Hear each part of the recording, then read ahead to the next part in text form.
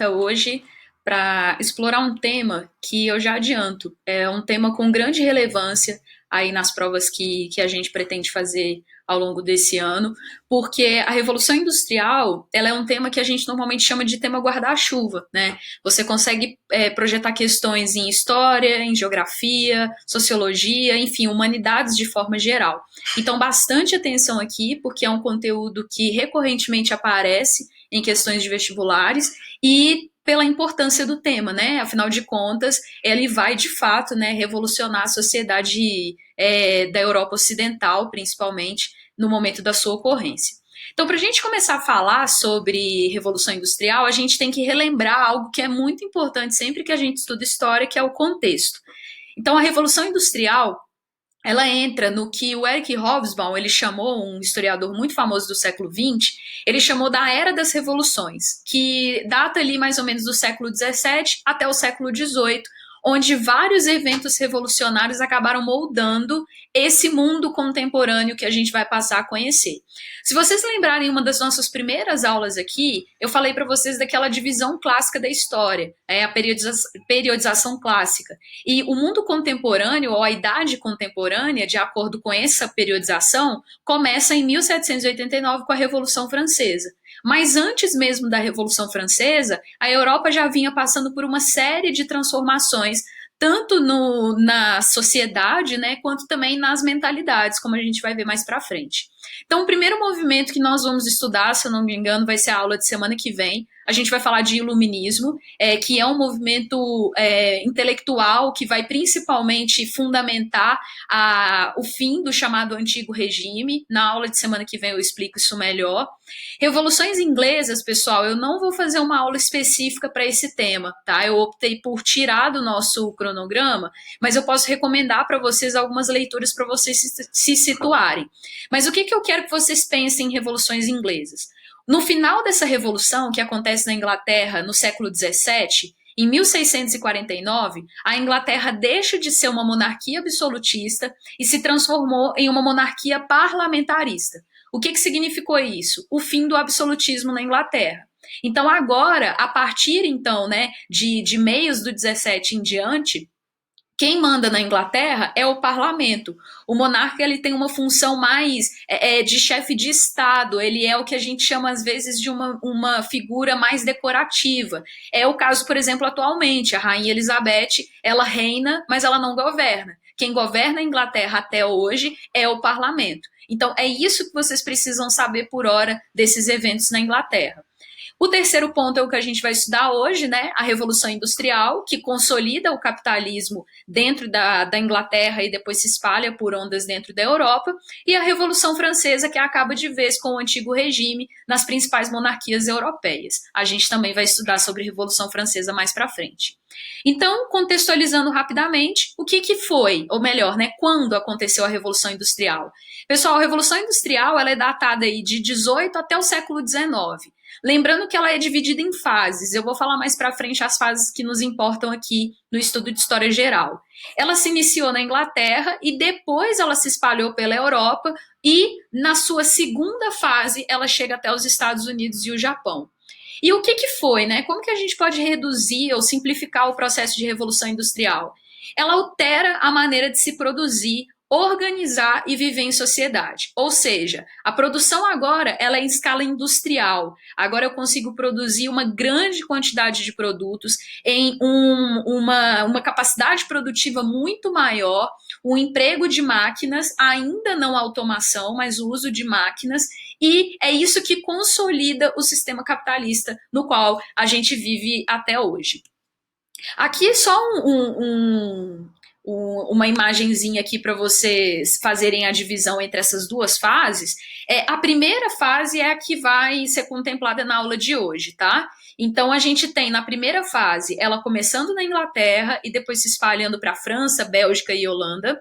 O destaque nessa primeira fase da Revolução Industrial é a chamada indústria têxtil. São as fábricas de tecido, tá, pessoal? A Inglaterra vai ser especialista na produção de tecido desde a Baixa Idade Média, né? Desde quando a gente falou lá da adoção do mercantilismo, a gente viu que a Inglaterra vai estimular muito a produção de tecidos. A energia a vapor é a principal utilizada nesse contexto, tanto a queima do carvão quanto o uso de vapor d'água para mover as máquinas e a inexistência de leis trabalhistas. Isso é muito importante, pessoal. Nesse primeiro momento da Revolução Industrial, não havia qualquer tipo de interferência do Estado ou de nenhum órgão regulativo nas relações entre patrões e empregados. E a gente vai ver que logo os trabalhadores se mobilizam contra esse quadro. Um outro aspecto importante. Aí, agora foi. A máquina a vapor, como eu falei com vocês, né, vai ser a primeira utilização dela na indústria têxtil. É interessante porque ela substitui a força humana, então cada vez menos eu preciso de mão de obra humana dentro das fábricas. Substitui também a força dos ventos e da água que eram utilizados nos antigos moinhos. E ela também vai ser aperfeiçoada para outros ramos da indústria também. O inventor foi o James Watt, né? Aqui a gente tem o funcionamento da máquina a vapor. Isso aí, inclusive, pessoal, questão de física e matemática, não, mais de física. Eu já vi em questão de prova pegando como exemplo a máquina a vapor. Então ela é decisiva para esse momento de produção, né, na Revolução Industrial, e a gente também vai ter uma revolução nos transportes, principalmente com a introdução do barco a vapor e da locomotiva.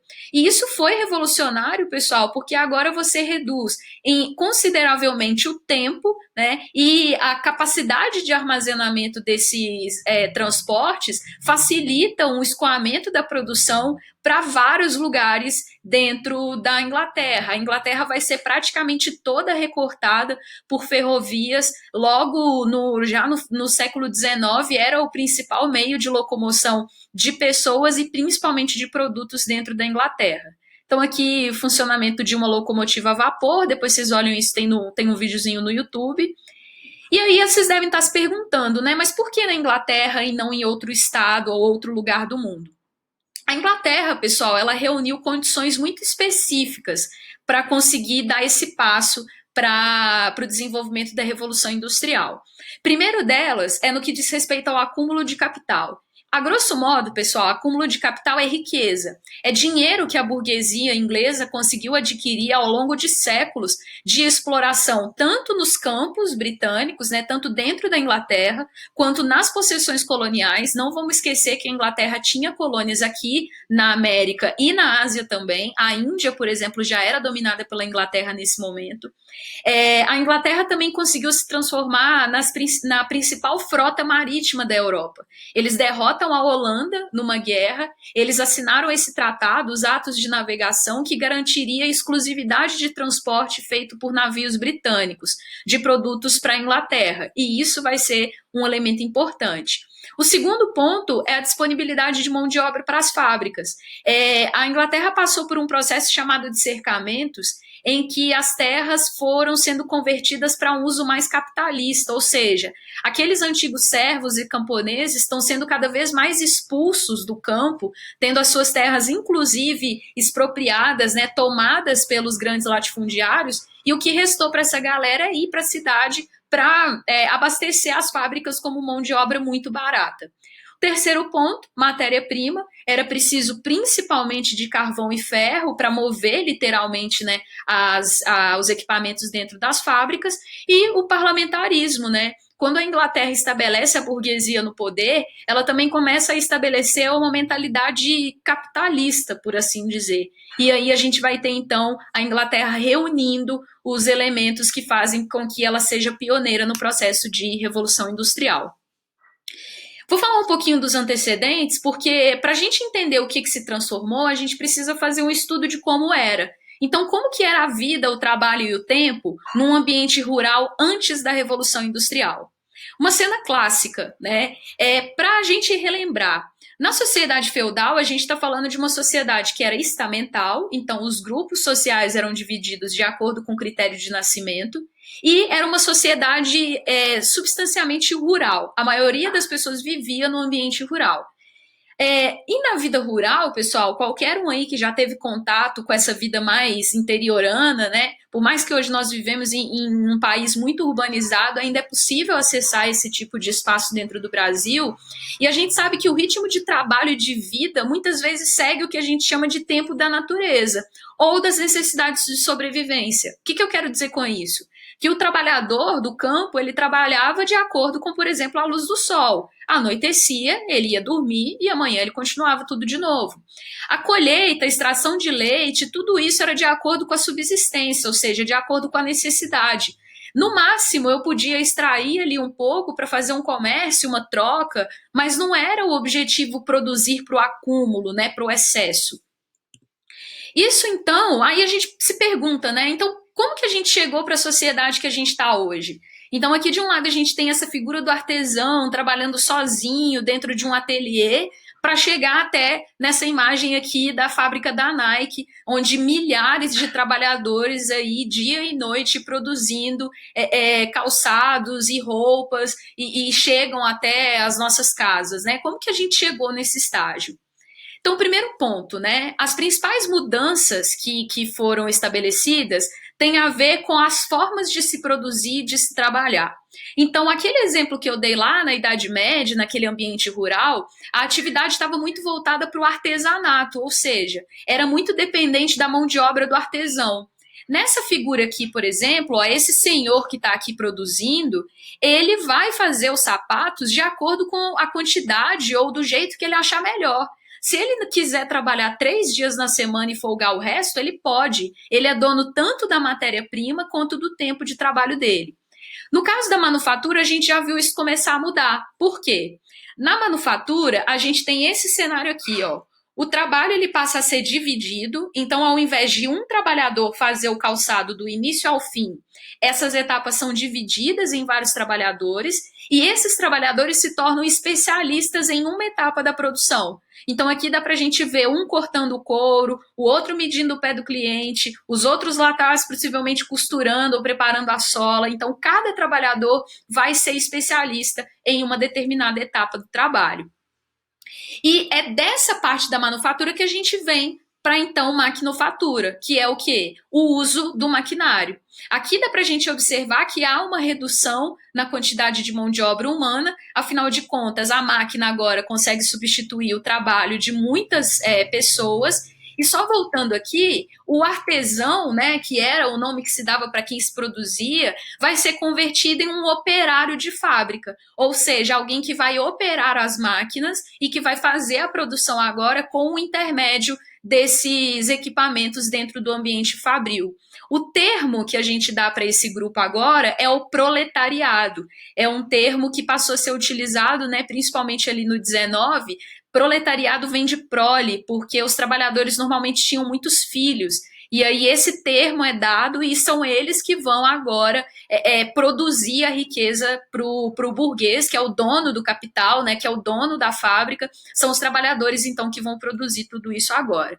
E aí a gente tem também a mecanização do trabalho, como eu falei. Agora o tempo não é mais, o trabalho não é mais efetuado apenas com a mão de obra do artesão. Agora existe o intermédio das máquinas. E o mais importante, né, pessoal, uma das coisas que a gente perde na Revolução Industrial é o controle do nosso tempo. E o trabalhador perde também o controle do ritmo do trabalho. Porque agora, olha só, era muito comum a figura desse tipo de pessoa dentro da fábrica que fica ali, ó, supervisionando o trabalho dos operários para ver se eles estão trabalhando corretamente, para ver se eles não estão fazendo corpo mole, e muitas vezes os trabalhadores eram castigados, inclusive fisicamente. Vou falar disso mais para frente. Deixa eu só puxar minha cabeça aqui para cima, colocar aqui. Quais que são os impactos, então, né, da Revolução Industrial? Primeiro ponto, no tempo da fábrica. O ritmo e duração do trabalho, ele passa a ser definido pelo capitalista e pela máquina. Pessoal, o relógio passa a ter uma função fundamental. Ele passa a ser um item praticamente presente em todas as fábricas no século XVIII, porque agora a nossa vida vai girar em torno dos ponteiros desse equipamento. É o relógio e são os sinais que a fábrica me dá que dizem que é hora de chegar e hora de ir embora. A alienação, que é um conceito, inclusive, que o Marx trabalha em cima da lógica dele, quando ele vai criar ali, né, as bases para o pensamento socialista, ele vai falar sobre alienação, que seria a ideia de que o operário, como ele só faz uma parte do produto, ele não conhece o produto todo. Então, nessa tirinha aqui, ó, o trabalhador ele faz uma brincadeira, né? Aqui é uma sátira, que ele diz o seguinte, que ele vai aposentar amanhã e sabe o que que eu vou fazer? Andar até o fim dessa linha de montagem e descobrir o que eu estou produzindo há 30 anos. Ou seja, com o trabalhador muito especializado em só uma etapa do processo de produção, ele perde a consciência do que ele produz e, ao mesmo tempo, ele não se reconhece no próprio trabalho. Então, ele não sabe, ele perde a capacidade de pensar no que ele é capaz de produzir. Surgem novas classes sociais, a sociedade agora, ao invés né, de ser dividida entre clero, nobreza e terceiro estado, né, camponeses e servos, a gente vai falar de grande parte em dois grupos. De um lado, a burguesia, que é quem tem os meios de produção, ou seja, os donos das fábricas, dos campos, né, dos latifúndios, e o proletariado, que não é dono do meio de produção, então restou para o proletariado vender a força de trabalho dele para os burgueses nas fábricas. E a substituição progressiva do operário pela máquina, que começa no século XVIII e só se aprofunda né, com o passar do tempo. Pessoal, eu vou parar por aqui e aí na segunda parte desse vídeo eu vou explorar um pouquinho mais os impactos da Revolução Industrial, tá? Então, fecha esse vídeo, mais calma que abre o outro e aí eu continuo daqui a pouco. Beijo para você.